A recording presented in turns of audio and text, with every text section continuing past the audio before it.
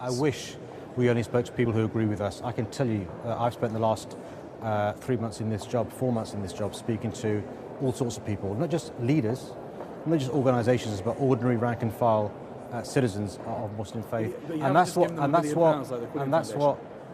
what good government's about, is engaging with all stakeholders. Now, you can talk about articles in the newspapers about what one organisation may get.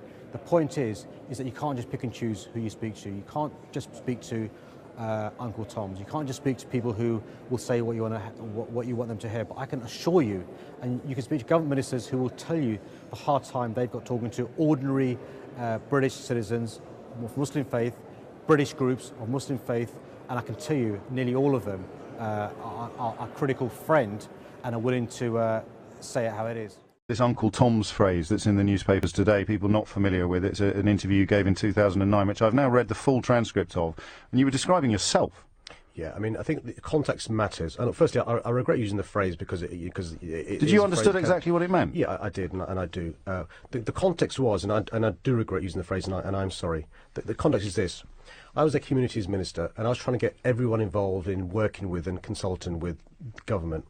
And so you can't simply talk to those who agree with you, and they can be caricatured as being, inverted commas, Uncle Tom. And the point I was making was we want to talk to everyone, even those that are, offside as well as those who are onside. That's the point I was trying to make as a minister. And that's really important when you hold a position of power and influence. You speak to everyone, not simply those who agree with you. And in the context of, difficult things around foreign policy or around getting minority communities involved in mainstream politics, that's the point I was seeking to make. And not in any way suggesting that you were referring to people of colour who are somehow subservient to white people. I mean, absolutely not. And that's why I regret using that phrase, and I'm sorry, but you've read the entire interview.